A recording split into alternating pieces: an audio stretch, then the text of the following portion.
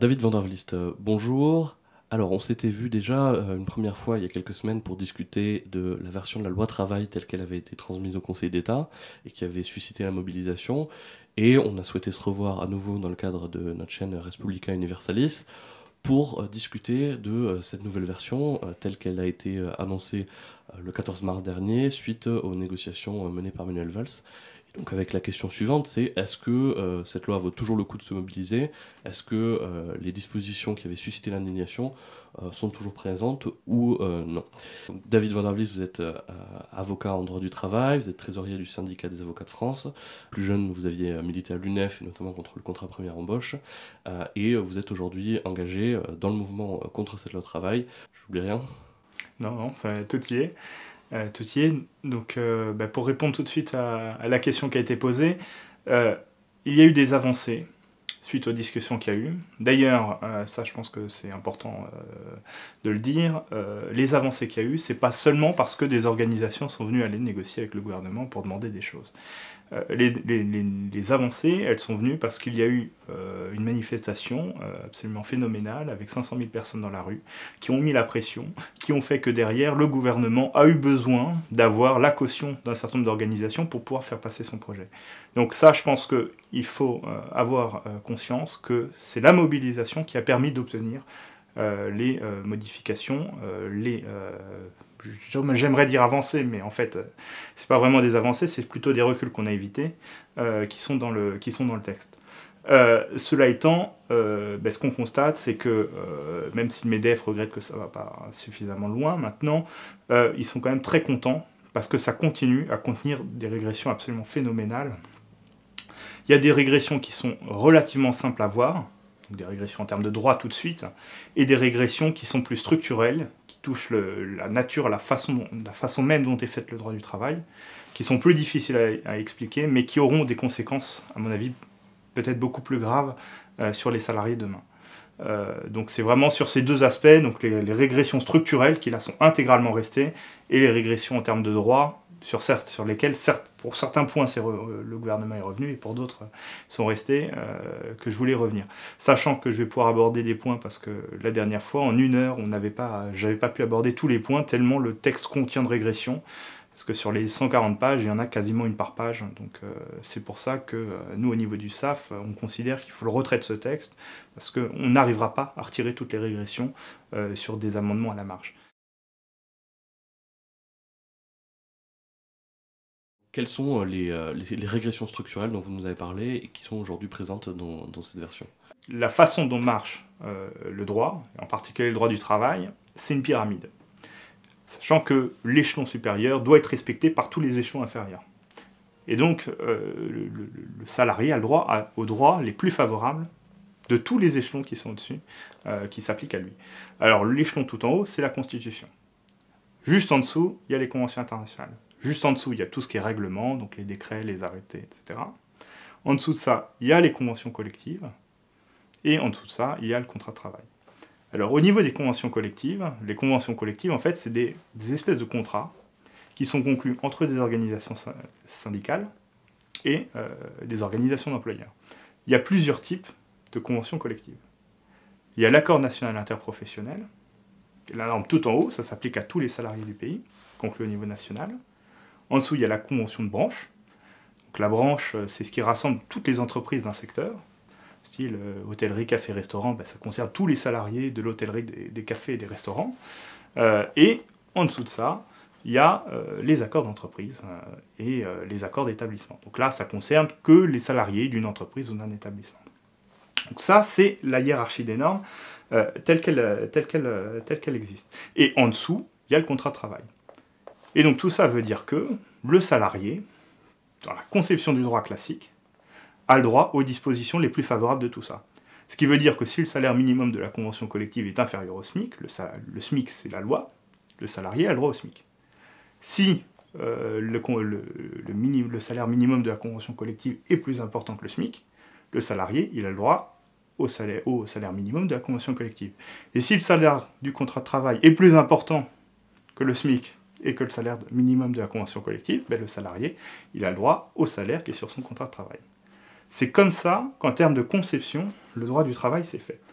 Et en fait, et c'est là où on va voir sur les atteintes structurelles, la réforme, elle attaque la loi, elle attaque la convention collective de branche, elle attaque la convention collective d'entreprise, et elle attaque le contrat de travail.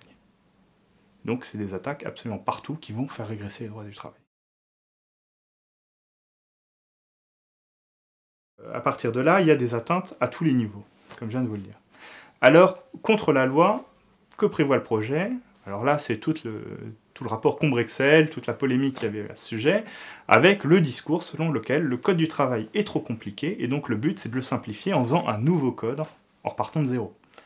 Et donc, le projet prévoit de mettre en place une commission qui a pour but de réécrire complètement le code du travail en simplifiant le code du travail. Sauf que pour le gouvernement, simplifier le code du travail, en réalité, c'est revenir sur les droits. Et donc il y a un objectif, là il y a une commission qui se met en place, et d'ici 2018, il doit faire un nouveau code en repartant de zéro pour revenir sur un certain nombre de droits.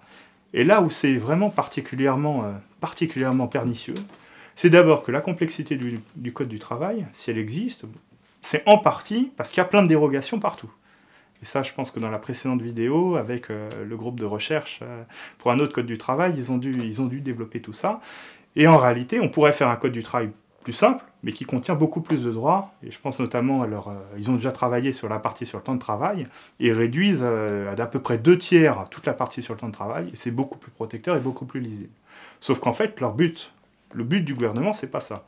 C'est de faire régresser surtout, et c'est surtout de dire, il va y avoir une négociation entre salariés et employeurs, et il va falloir faire des concessions. Donc les salariés, quand ils gagneront le maintien de ce qui existe, ils auront une victoire. Et donc pour revoir le maintien de ce qui existe sur certains points, ils vont devoir lâcher des régressions sur d'autres points. Donc là, on est dans une négociation où les salariés ne peuvent être que perdants. Parce que le simple maintien de l'existant sera considéré comme une victoire côté salarié. Après, il y a l'échelon juste en dessous, les conventions collectives. Alors, ça suppose de revenir sur cette question du principe de faveur. Alors, pourquoi, en fait, ça existe les conventions collectives?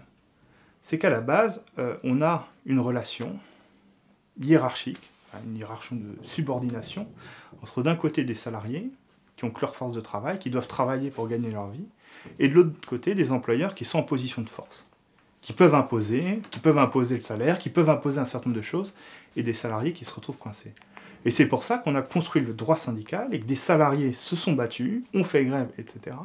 Et le but, c'était que ce qu'ils gagnent puisse avoir une traduction juridique qui bloque l'employeur.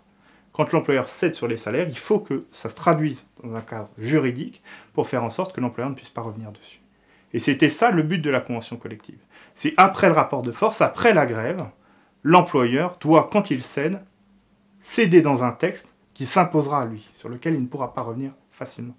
Ça, c'est la convention collective.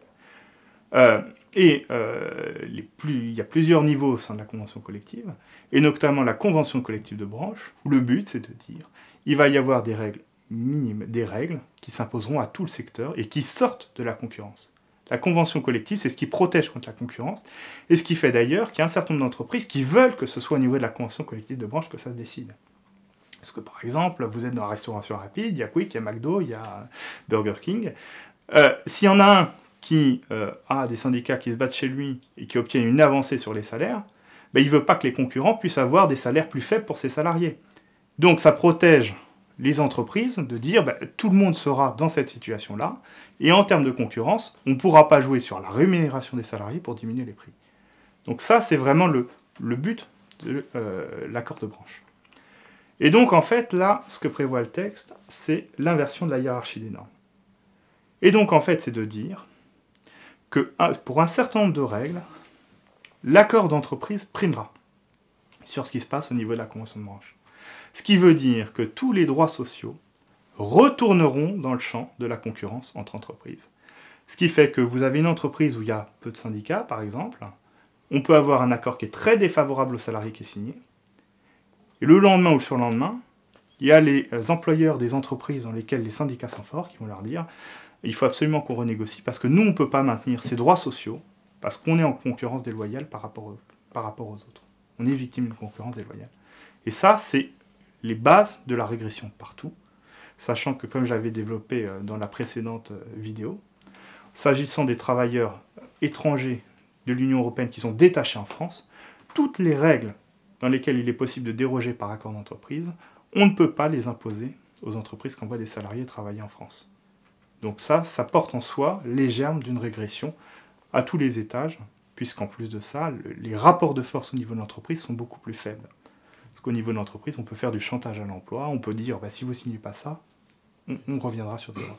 Le but, c'est de favoriser le dumping social pour harmoniser le tout vers le bas. Et ce qui est important de voir aussi, c'est quand on dit maintenant la priorité, c'est que tout se passe au niveau de la négociation collective, c'est ne pas voir que déjà par rapport au passé, il y a eu une forte diminution des effectifs des organisations syndicales.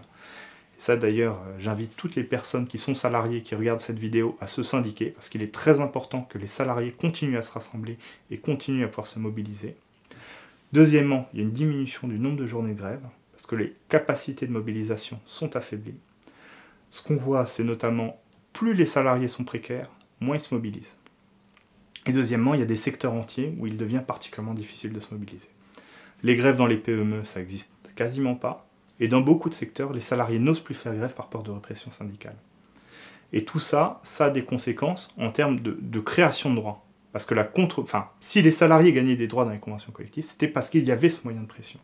Sauf qu'aujourd'hui, ce moyen de pression n'existe pas. Donc quand on dit désormais, on va abaisser les niveaux de négociation, et on va permettre par la négociation de revenir sur des éléments qui sont dans la loi, en disant que finalement beaucoup de dispositions de la loi seront supplétives, on pourra revenir dessus par accord, et à ce niveau-là, on crée les outils d'une diminution générale des droits. Et par ailleurs, dire que désormais, l'endroit où on va réglementer, encadrer le droit du travail, c'est la convention collective, c'est de fait donner un pouvoir de veto aux employeurs. C'est-à-dire que dans ce pays, il y a à peu près 26,5 millions de salariés, d'actifs, si on intègre aussi le public, et à côté de ça, les indépendants, c'est 10%, donc c'est 2,5 millions. Et sur les 2,5 millions, tous ne sont pas employeurs. Donc finalement, les employeurs, c'est une toute petite fraction. Le principe de la convention collective, c'est que les employeurs peuvent dire non. Donc c'est faire en sorte que, par rapport à la démocratie, où finalement c'est le plus grand nombre qui détermine l'avancement du droit du travail, la négociation collective, c'est ce qui fait que l'employeur a systématiquement un droit de veto sur tous les points. Et j'insiste vraiment sur le fait que le droit ne serait pas ce qu'il est s'il avait été élaboré uniquement par la négociation collective. Le travail des enfants, on n'aurait pas pu l'interdire si c'était par la négociation collective, parce que les employeurs n'auraient jamais voulu. Et par ailleurs, pour beaucoup de salariés, c'était compliqué, parce que quand on l'a interdit, c'était interdire une source de revenus, parce que les foyers en avaient besoin. Donc à un moment, je pense que le rôle du pouvoir politique, il est particulièrement important. Encore faut-il qu'on se batte pour faire en sorte qu'on puisse avoir des avancées en termes de droit du travail au niveau politique. Donc voilà, en quelques mots, la régression que constituent les attaques sur les accords de branche avec la question de l'inversion de la hiérarchie des normes. Donc, comme je viens de vous le dire, le projet attaque la loi, attaque la convention collective de branche. Troisième niveau, l'accord d'entreprise. Nouvelle attaque. Alors, comment le projet attaque l'accord d'entreprise ?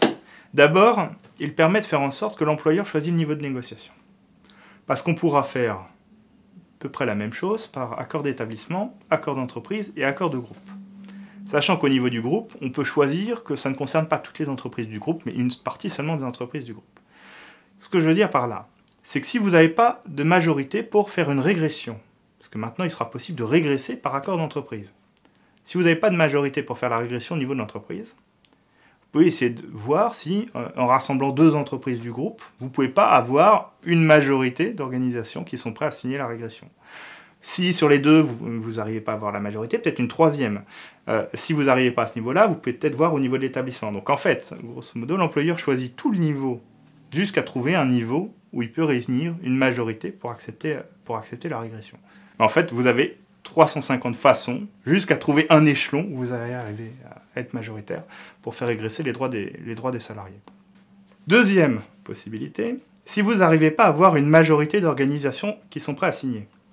Là, ce que vous pouvez faire, c'est faire un référendum pour demander Il suffit d'avoir 30% d'organisations qui le demandent pour demander à essayer de voir si, par l'intermédiaire des salariés, vous pouvez faire désavouer les organisations majoritaires. Sachant que, au niveau des salariés, vous pouvez leur mettre la pression, vous pouvez leur dire que vous supprimez la moitié des emplois si ça ne passe pas.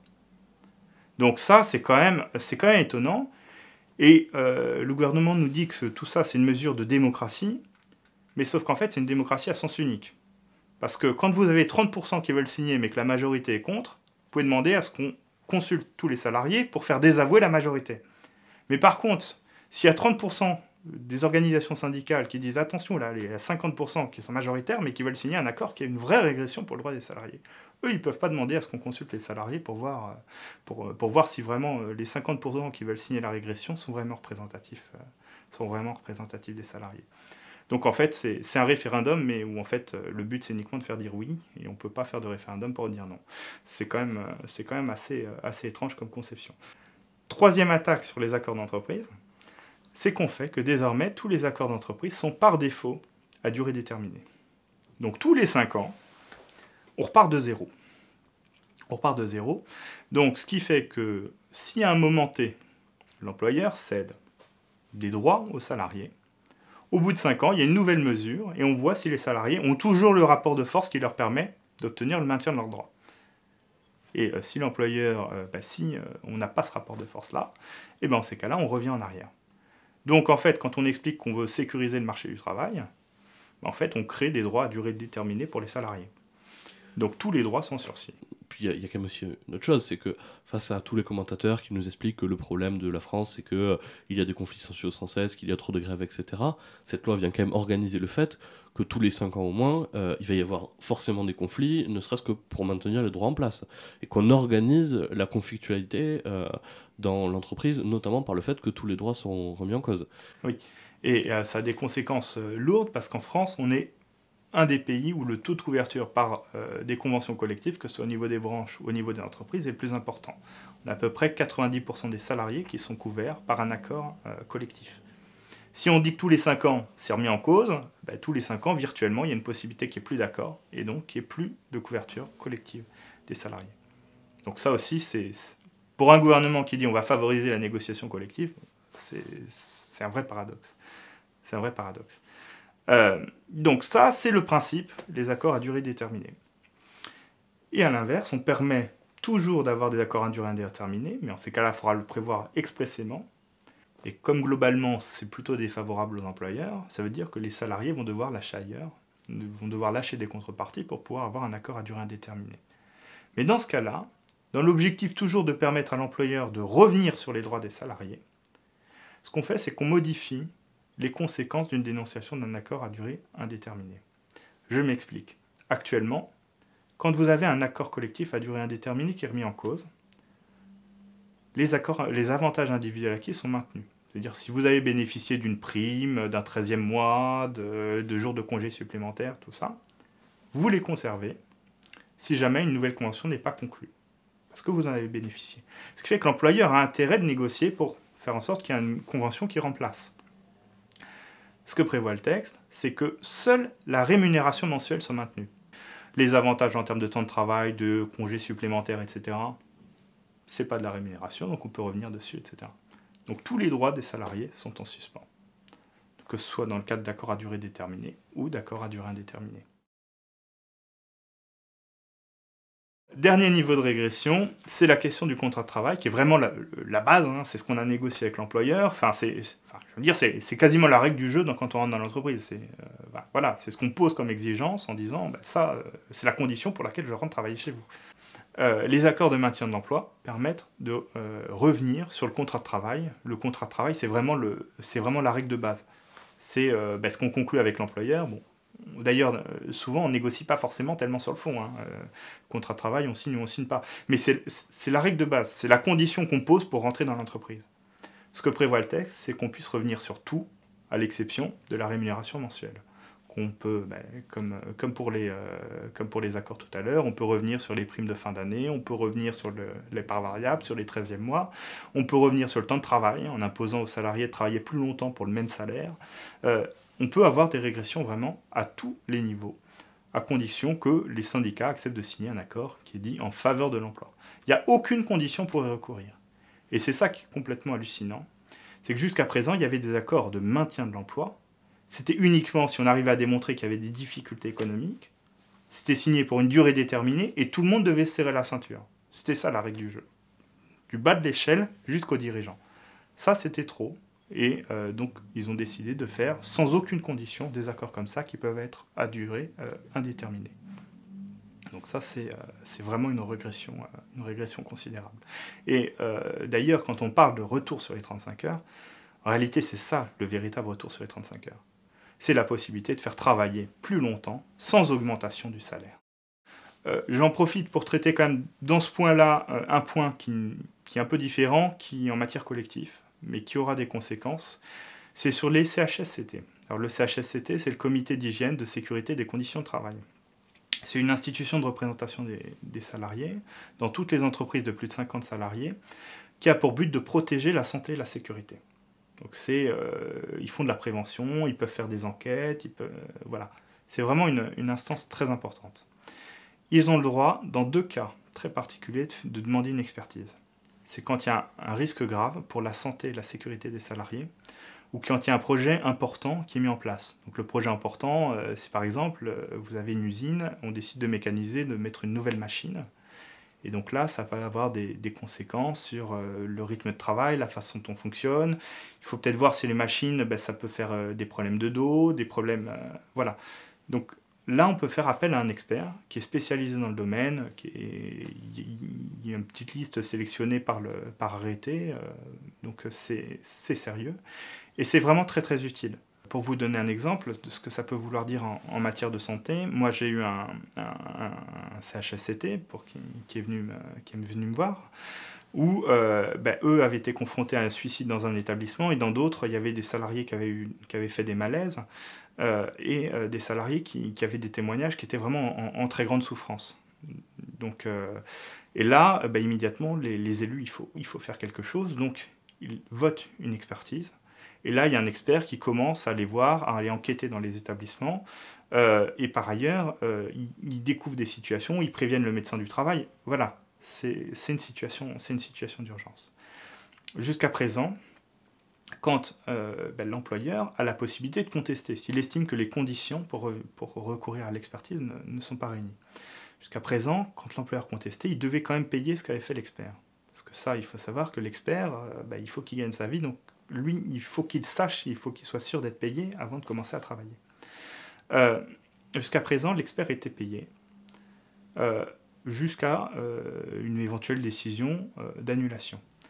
Ce que change le projet, je ne vais pas rentrer dans le détail parce que le mécanisme est un peu compliqué, ce que change le projet, c'est que l'expert n'aura plus la garantie d'être payé.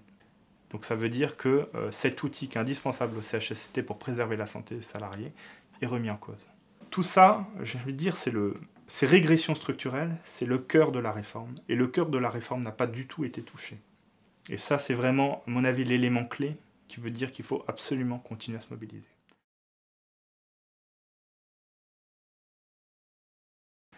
Après, à côté de ça, il y a des régressions plus... en termes de droit, qui auront des conséquences directes, qui sont très visibles, et pour partie, le gouvernement est revenu dessus. Alors, la première régression dont j'avais parlé la fois d'avant, c'était toute la question du licenciement. Alors, sur le gros du licenciement, le gouvernement est revenu. C'est-à-dire le plafonnement et la suppression des minimums de dommages et intérêts en cas de licenciement injustifié. Ça, le gouvernement est revenu dessus, mais c'est une demi-reculade, parce qu'en fait, dans la loi Macron, il était question de faire un barème indicatif. Ça, c'était voté. Et le gouvernement, je me souviens des auditions d'Emmanuel Macron, il expliquait que, en fait, ce qu'on allait faire, c'est qu'on allait prendre juste les statistiques et on allait juste faire des éléments statistiques pour que les juges sachent ce que statistiquement ils accordent. Là, il y a un changement de discours, on est en train d'expliquer que finalement, on va profiter de la loi El Khomri pour faire un décret, mais un décret où, en fait, on va diminuer les... Le but, c'est de diminuer les sommes qui seront accordées et de faire en sorte que les sommes qui sont accordées ne prendront plus en compte les salaires, avec cette argumentation absolument étonnante en disant c'est scandaleux que les salariés qui gagnent beaucoup gagnent plus au prud'homme que les autres. Sauf que ça, là où c'est absurde, c'est que des dommages et intérêts, quand il y a un licenciement injustifié, ça compense le préjudice. Et le préjudice, c'est beaucoup de la perte de salaire. Et donc dire, en fait, le but c'est que tout le monde ait à peu près la même chose, peu importe le salaire, c'est ne pas voir qu'en fait, quand on a un salaire plus important, nécessairement, la perte de salaire, elle est plus importante aussi. Et on a peut-être un loyer plus important aussi, etc. Donc ça, si le but est celui-là, en réalité, ce qu'il faut, c'est réduire les écarts de salaire, mais c'est pas réduire les sommes qui sont accordées aux salariés dans le cadre des contentieux prud'homaux. Deuxième régression sur laquelle en fait le gouvernement a fait faussement machine arrière, c'est la question des licenciements économiques. Alors comme je vous l'avais expliqué, en fait actuellement les possibilités de faire des licenciements économiques sont assez larges. Il y a 4 critères qui couvrent la plupart des domaines, donc les difficultés économiques, qu'on peut démontrer par quasiment tout, la sauvegarde de la compétitivité, la fermeture d'établissements et les mutations technologiques. Voilà, très vaste. Ce que prévoyait le projet, et ce qu'il prévoit encore, c'est que dans certains cas, quand il y a des indicateurs comptables qui disent, selon le gouvernement, qu'il y a des difficultés économiques, automatiquement le licenciement est justifié. Donc des pertes sur un certain nombre de semestres, une baisse de chiffre d'affaires sur un certain nombre de semestres, des difficultés de trésorerie, etc. Deuxième élément, actuellement, on prend en compte toutes les entreprises du groupe qui ont la même activité, pour voir s'il y a des difficultés économiques. Ce que prévoit le projet, c'est de dire maintenant on prendra en compte que les entreprises du groupe qui ont la même activité en France, et uniquement en France, donc avec tous les jeux sur les groupes internationaux. Le problème, je l'avais déjà développé, c'est qu'en fait les résultats économiques, les indicateurs comptables, ne veulent rien dire. Si vous versez des dividendes, par exemple, vous pouvez faire des difficultés de trésorerie. Si vous décidez de faire des investissements lourds, vous pouvez peut-être être en perte sur un certain nombre de trimestres ou de semestres. Pour autant, vous n'avez pas de réelle difficulté économique. Donc tout ça, nous le pointait.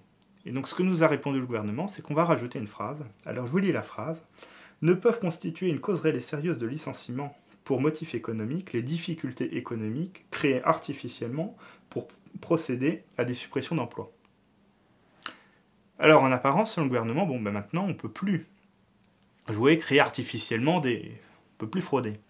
Sauf que ça veut dire qu'il faut démontrer qu'on a créé les difficultés économiques dans le seul but de supprimer des emplois. Et ça, c'est quasiment impossible.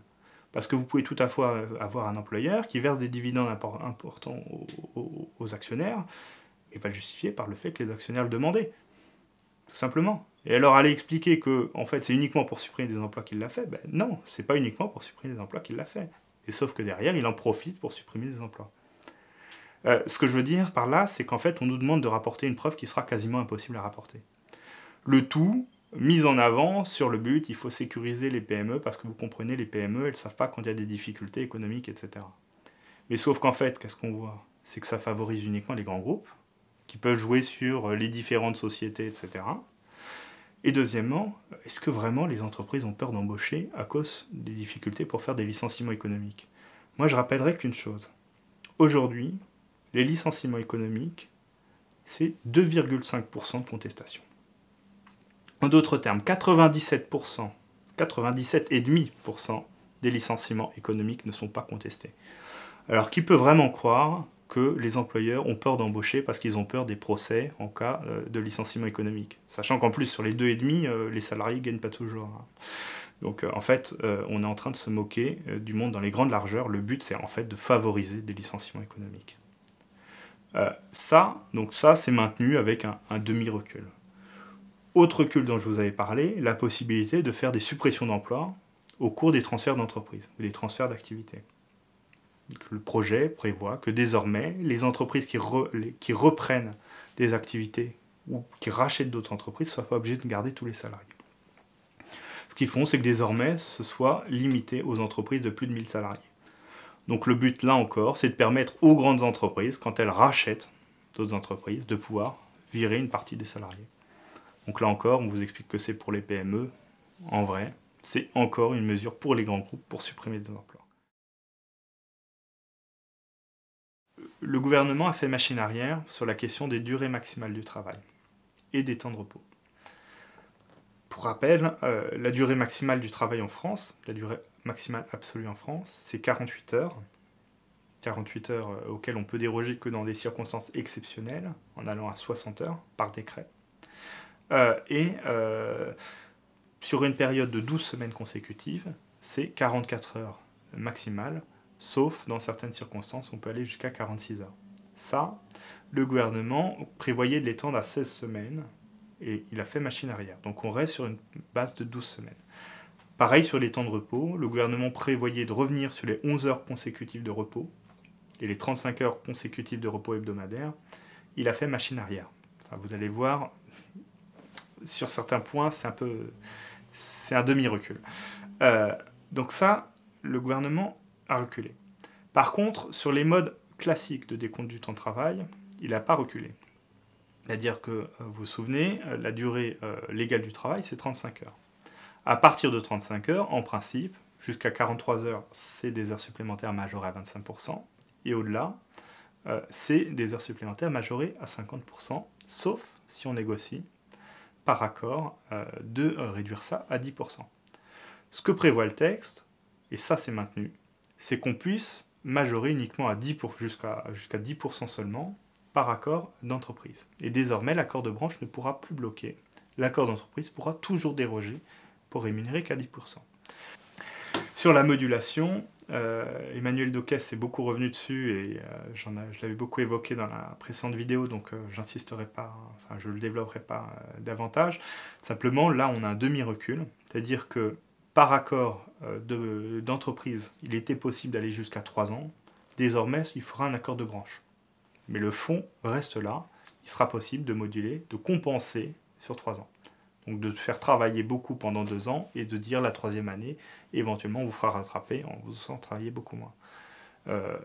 Sans accord, dans les entreprises de moins de 50 salariés, on pourra faire ça sur une période de 9 semaines contre 4 actuellement. Donc le gouvernement est un peu revenu dessus, mais en fait, pas tellement, en permettant toujours par accord de branche d'aller jusqu'à énormément. Par ailleurs, le projet continue toujours à favoriser des mécanismes artificiels de décompte du temps de travail, qui sont à la fois les heures d'équivalence et les forfaits jours. Donc les forfaits jours, vous vous souvenez, c'est le mécanisme qui permet de dire que les salariés travaillent 218 jours par an et on ne décompte pas leur temps de travail. Ce qui fait que selon les statistiques du ministère du Travail, les salariés travaillent en moyenne 44 heures et demie et ont en contrepartie 3 jours de repos supplémentaires en moyenne. Le tout sans avoir aucune heure supplémentaire qui est rémunérée. Donc voilà, mécanisme complètement artificiel de décompte du temps de travail. Ce que prévoyait le précédent projet, c'était que dans les entreprises de moins de 50 salariés, il n'y ait pas besoin d'accord pour encadrer ça, pour le mettre en place. Bon, ça, sur ce point-là, ils ont fait machine arrière.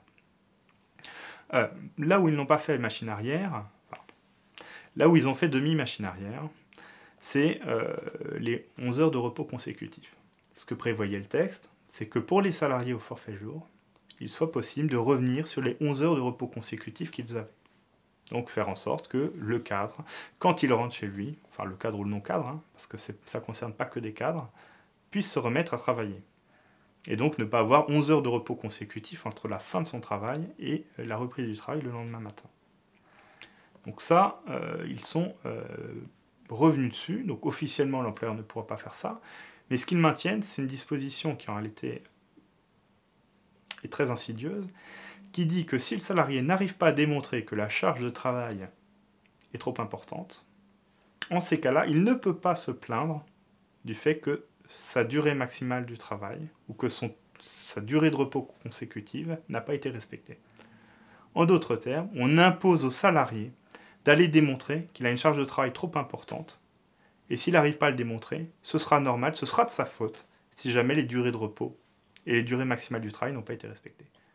D'accord, donc en clair, on peut assommer de travail un salarié au forfait jour, et s'il n'arrive pas à prouver qu'il a été assommé de travail, alors le fait qu'il ait travaillé trop, le fait qu'il n'ait pas pris le repos nécessaire, et le fait que ça ait pu avoir des impacts sur sa santé, s'il n'arrive pas à prouver qu'il a été assommé de travail, eh bien, il n'a aucun droit, quoi. Ouais, sachant que ça va être très difficile de prouver qu'il a trop de travail, parce que en termes d'encadrement, désormais, l'employeur doit demander aux salariés chaque semaine de dire combien d'heures de travail ils ont fait. C'est censé protéger les salariés.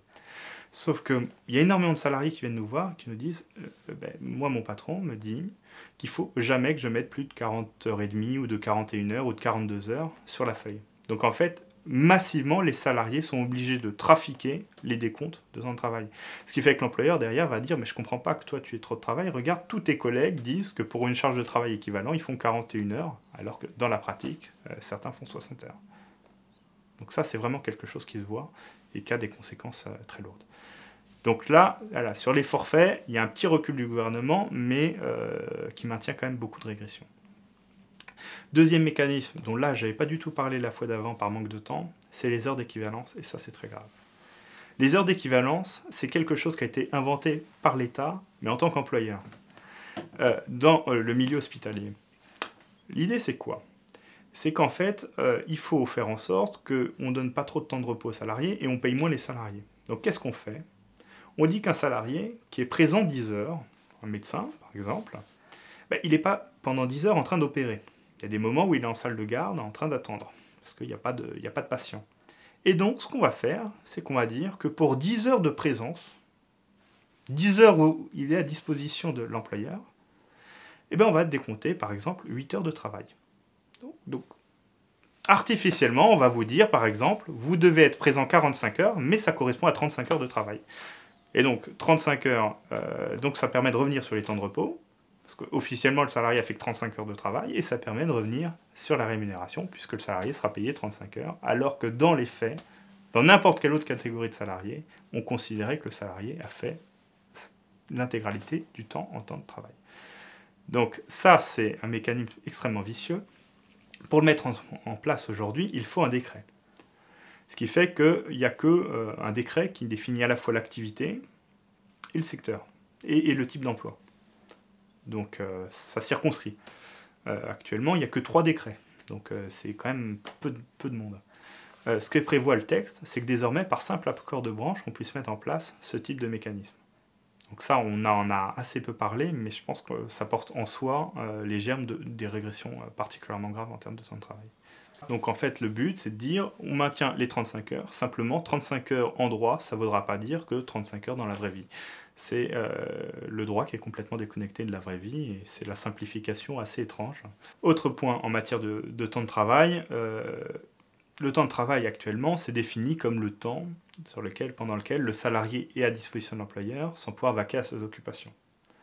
Donc c'est pour ça que quand tout à l'heure je vous parlais des heures d'équivalence, en réalité partout ailleurs ce serait considéré comme du temps de travail, l'intégralité du temps de présence. Mais il y a possibilité, par un accord de branche ou par un accord d'entreprise, d'aller plus loin, de dire que par exemple du temps d'habillement, du temps de repos, du temps de pause, des choses comme ça, peuvent être volontairement payés comme du temps de travail par l'employeur. Ça c'est possible. Ou moins payé que du temps de travail, mais faire l'objet d'une prime, d'une rémunération. Jusqu'à présent, l'accord de branche pouvait le prévoir. Et si l'accord de branche le prévoyait, il pouvait dire que les entreprises ne pouvaient pas déroger. Ça s'imposait à tout le secteur. Dans tout le secteur, les 15 minutes de pause, par exemple, on les payait. Ce que change le texte, c'est que désormais, par accord d'entreprise, on pourra revenir dessus, on pourra déroger à la branche. Et donc, là aussi, on ne pourra pas faire cet avantage social-là en disant que cette question est exclue du droit de la concurrence.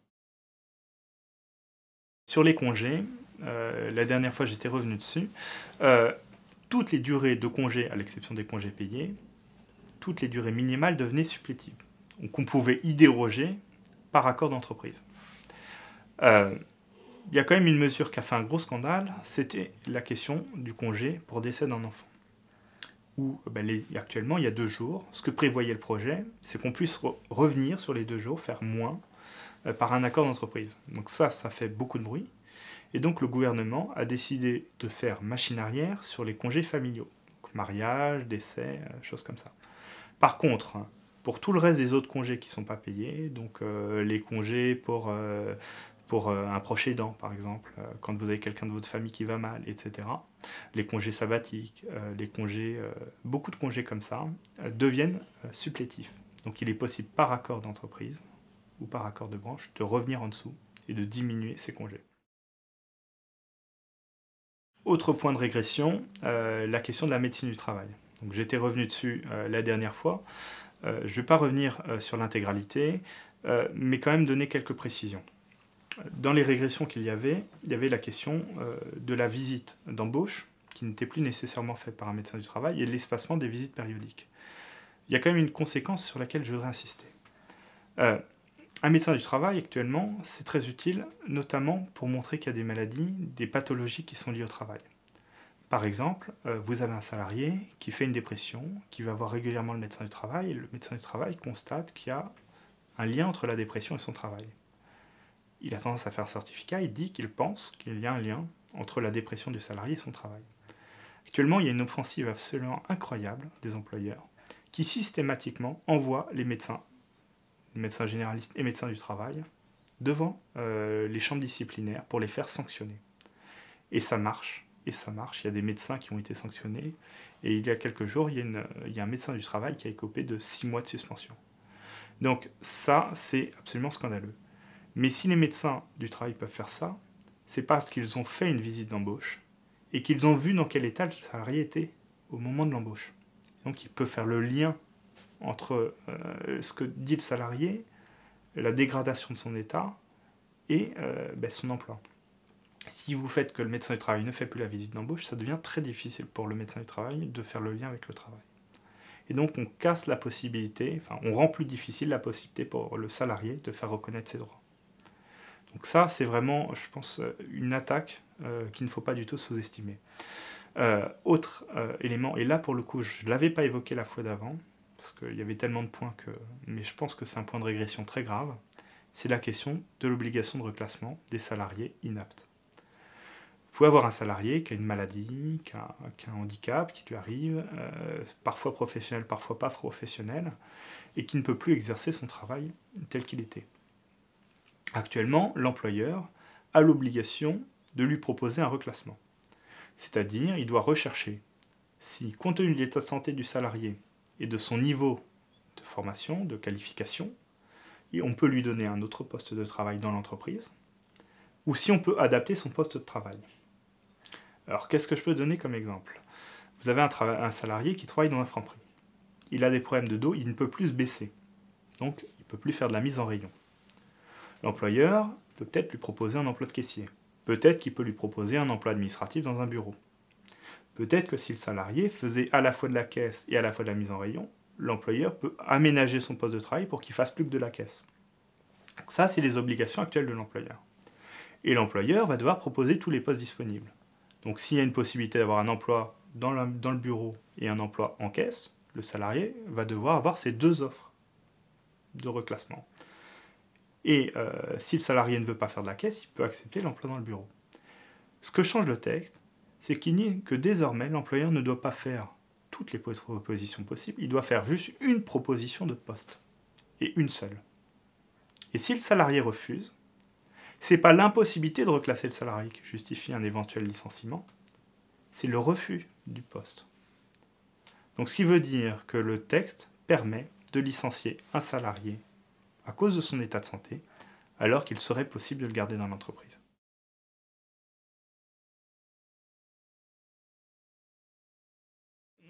À côté de ça, désormais dans le texte, il y a des mesures qui sont présentées comme des grandes avancées, notamment sur le compte personnel d'activité, le gouvernement explique qu'ils ont augmenté un peu le volume d'heures de formation et fait en sorte qu'on valorise l'engagement, notamment le service civique, en permettant d'avoir des heures de formation supplémentaires. Alors moi, ce qui me fait un peu bondir, alors là, c'est pas directement le projet de loi, c'est le service civique. Alors on n'arrête pas de mettre en avant le service civique en disant c'est une mesure géniale, on permet à beaucoup de jeunes d'avoir une possibilité d'avoir un engagement et d'être un peu payé. Alors moi d'abord, j'aimerais dire que c'est une mesure qui est géniale en termes de chômage. Alors vous allez me dire que vous ne voyez pas tellement le lien entre cette mesure et le chômage. Je vous avoue que je ne le vois pas non plus, mais en termes de statistiques du chômage, ça a des conséquences assez importantes, puisqu'il y a beaucoup de jeunes qui n'arrivaient pas à trouver du boulot et qui maintenant se retrouvent à avoir des services civiques en étant payés 150 € par mois et qui sortent des statistiques du chômage. Ça, c'est quand même assez aberrant. Et donc là, en fait, on a une question politique, qui est que les associations sont absolument matraquées, leurs subventions sont supprimées, les budgets dans l'administration sont fortement réduits. Et derrière, à côté de ça, on dit à l'administration, on dit aux associations qu'ils pourront recruter des jeunes pour 550 € par mois. Des jeunes qui n'arrivent pas à trouver du travail ailleurs. Donc en fait, par cette mesure, alors qu'on s'était censé être une mesure au service de l'engagement des jeunes, on crée du sous-emploi sous-payé, avec des gens qui en fait font du vrai emploi salarié. Il y a des services civiques qui sont conclus actuellement pour remplacer des congés maternité. Et ça, à un moment, il y a des procès qui vont devoir être faits. Il va falloir faire requalifier ça en contrat de travail. Et à un moment, je pense qu'on ne peut pas dire que c'est une avancée de faire en sorte que des jeunes qui sont obligés de travailler dans du sous-emploi bénéficient de quelques heures de formation en plus. Deuxième élément qui est fortement mis en avant, c'est la garantie jeune. Alors la garantie jeune, c'est l'idée qu'on va payer 450 € par mois un jeune qui n'est ni étudiant ni à la charge de ses parents, qui est censé être autonome en recherche d'emploi, pour qu'il ait un peu de quoi vivre et qu'il ait un accompagnement en termes de recherche d'emploi. Ça, grande avancée, on augmente cette mesure. Alors plusieurs remarques. D'abord, cette mesure était déjà annoncée avant. Donc quelques mois avant la loi, on a des communiqués de presse de janvier, on en a même encore avant, il était déjà prévu de généraliser cette mesure. Donc la grande victoire dans la loi, c'est quelque chose qui avait déjà été décidé avant. Deuxième élément, certes c'est une avancée, mais elle n'est pas budgétée à l'heure actuelle. Et ça coûterait beaucoup plus cher que ce qui est prévu. Donc, selon toute vraisemblance, il n'y aura pas une véritable généralisation. Ça va concerner un nombre restreint de personnes. Et puis, troisième élément, en fait, le problème de fond, c'est que les jeunes ne bénéficient pas du RSA. Parce que 450 € par mois, c'est moins qu'un RSA. Si on permettait aux jeunes de bénéficier du RSA sans avoir cette discrimination absolument inacceptable, eh bien, à ces cas-là, la garantie jeune, tout le monde l'aurait et tout le monde aurait même plus.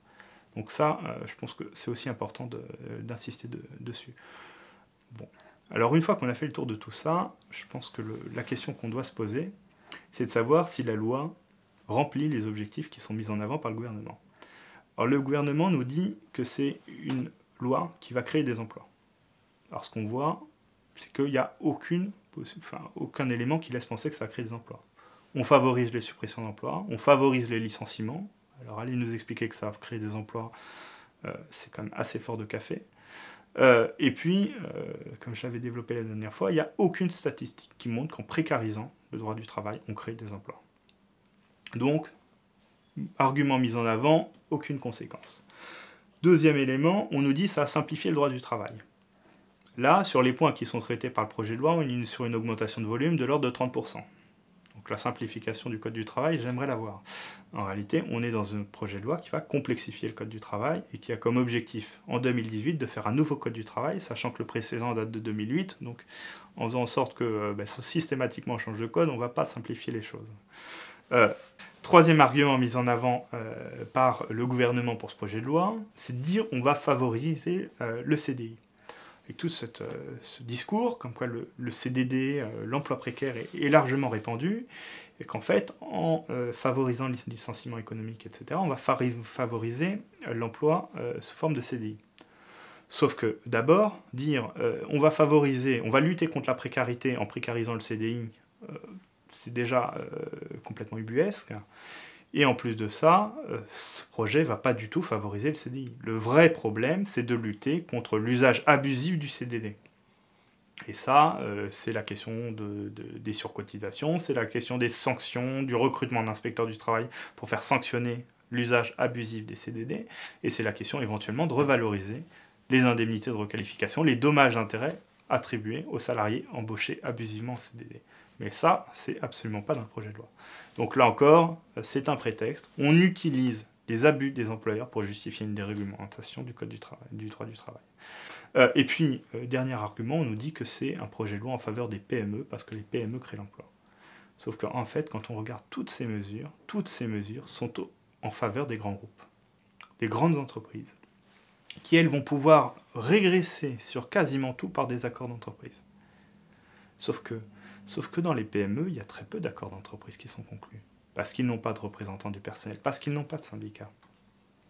Et en fait, ce qu'on est en train de dire, c'est que les grandes entreprises vont pouvoir régresser sur les droits des salariés, alors que les PME, elles, ne pourront pas le faire. Donc on est en train d'organiser la concurrence déloyale en défaveur des PME, sachant que les PME, ce sont les entreprises qui aujourd'hui créent l'emploi.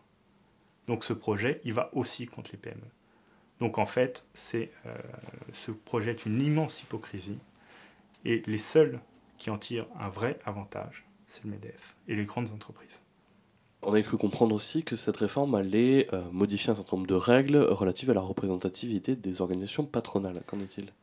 Alors oui, ça c'est un des autres points de simplification du projet de loi, c'est-à-dire qu'on avait des règles de la représentativité patronale qui avaient été faites en 2014, et là on est en train de les mettre en place, enfin en train de les appliquer, et le projet prévoit de revenir dessus pour les modifier encore.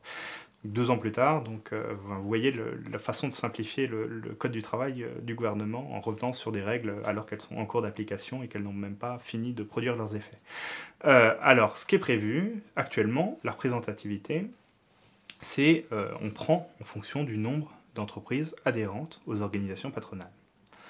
Ce qui, d'une certaine façon, surreprésente les grandes entreprises parce que les taux d'adhésion aux organisations patronales sont bien évidemment plus faibles dans les petites entreprises.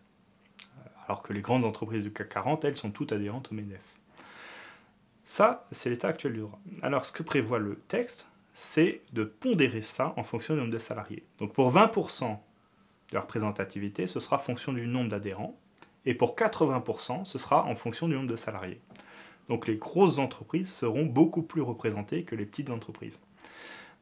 Et ça, du coup, ça surreprésente le MEDEF par rapport aux artisans, aux PME. Et c'est pour ça que énormément de gens sont vent debout, donc les artisans, les entrepreneurs sociaux, tout le secteur coopératif, toutes les professions libérales qui vont être complètement diluées, tout ça au profit des grandes entreprises.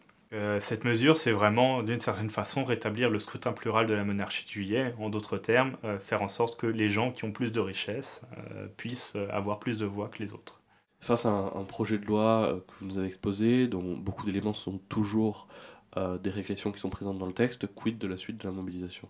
Je pense qu'on est dans une période assez étrange, où d'un côté, on a une attaque sans précédent en matière de droit du travail, et de l'autre, on a une espèce d'émulation, d'ébullition, des initiatives qui partent dans tous les sens, des gens qui se réapproprient la question du travail, avec on vaut mieux que ça, un autre discours porté sur le travail, un autre discours porté sur la réalité du monde du travail, des gens qui se réapproprient le droit du travail. Et je pense que une des preuves, c'est le nombre de personnes qui ont regardé la précédente vidéo, qui était quand même 1 heure d'exposé sur le droit du travail, un peu pointu, un peu technique, et pourtant, visiblement, ça a intéressé. En fait, on est en train de se réapproprier notre droit, on est en train de se réapproprier notre vie. Et ça, je pense que c'est important de le dire, c'est important de le voir. Et il y a tout un tas d'initiatives qui fleurissent, qui montrent qu'en fait, il y a quelque chose qui est en train de changer dans ce pays. Alors après, la suite de la mobilisation, je pense qu'elle est comme actuellement, elle est protéiforme, il y a beaucoup de choses qui se passent en même temps. Et il y a des mobilisations qui sont très importantes en termes de manifestations. On a déjà une première manifestation le 9 mars, qui a réuni des gens, une mobilisation qui a réuni des gens à un niveau sans précédent. Une première manif à 500 000, c'est colossal. Des mobilisations lycéennes, étudiantes qui ont rythmé ces dernières semaines. Le 31 mars, on a eu 1 200 000 manifestants, donc tout ça c'est absolument colossal, et ça montre que si on continue à se mobiliser, on va pouvoir obtenir des avancées supplémentaires. Et en parallèle, là je pense qu'on est vraiment dans une dynamique où à la fois on peut obtenir le retrait du projet et on peut construire de nouveaux droits. Et à ce niveau-là, toutes les initiatives qui émergent, je pense, sont très positives. Et on voit que, en fait, sur le droit du travail, la question, c'est plus seulement le retrait, c'est aussi de construire un nouveau droit. Et l'initiative d'Emmanuel Decques avec la proposition d'un code du travail alternatif, les frondeurs qui proposent un autre projet de loi sur le travail, les communistes qui viennent de faire une proposition de loi, qui vont faire une proposition de loi sur aussi une autre réforme du code du travail, ça fait qu'en fait, tout le monde se réapproprie le droit du travail et tout le monde montre qu'il est possible de construire un autre droit.